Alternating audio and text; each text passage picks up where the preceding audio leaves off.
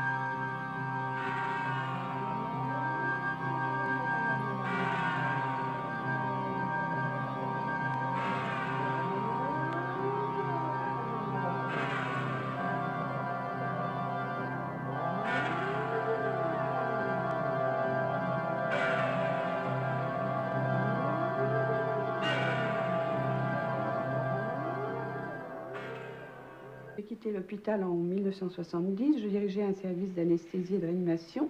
Et quand ma mère est morte, je me suis aperçue que l'essentiel n'avait pas été dit à l'hôpital.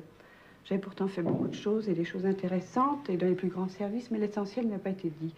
C'est-à-dire que je ne savais pas d'où l'on venait, où l'on allait, à quoi servait la maladie, la souffrance et la mort. Et à ce moment-là, je me suis absolument convaincue que nous n'étions pas composés que d'un corps, c'est-à-dire le corps physique, mais que nous avions au minimum 3 corps, un corps physique, un corps énergétique et un corps spirituel. Et chez Tony Akpaoa, j'ai eu la confirmation de cette idée. Je n'avais pas encore une idée très nette de notre niveau spirituel, mais là j'en ai eu la confirmation.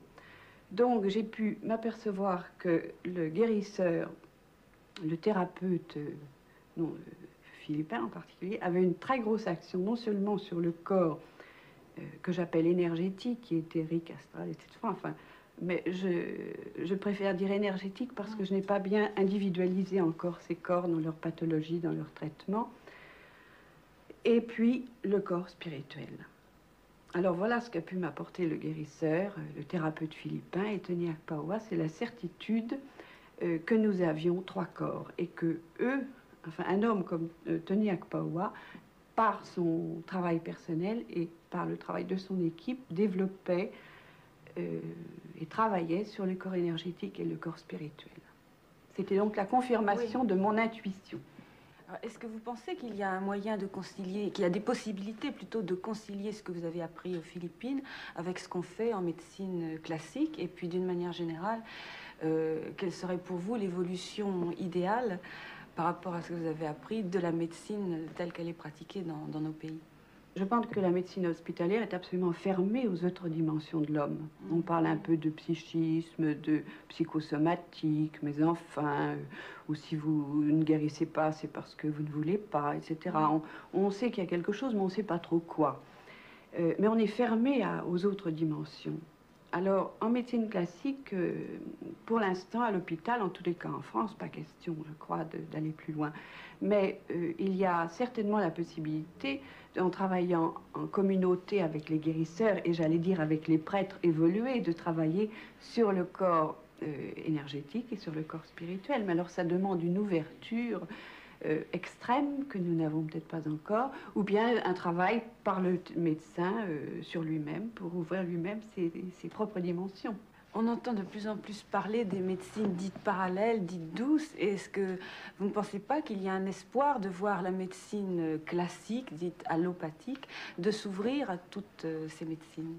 Je souhaite, j'entendais hier à la radio, à la télévision, pardon, 2 grands patrons dire qu'ils ne savaient pas comment on pourrait fermer un peu plus ces thérapeutes dits de médecine douce qu'il fallait absolument contrer et empêcher d'évoluer, de parler. Donc en France, on en est là pour l'instant. En Belgique... Si ça se durcit d'un côté, c'est certainement parce que ça fait des progrès de l'autre. Il y a un espoir là, oui, tout de même. Là, il y a un espoir. C'est un espoir dans le paradoxe, mais c'est un espoir. Et effectivement, les malades vont vers autre chose. Oui. Alors les médecins classiques hospitaliers qui n'ont qu'une dimension, évidemment, s'affolent. Oui. Et ils veulent fermer davantage. Mais effectivement, vous avez raison.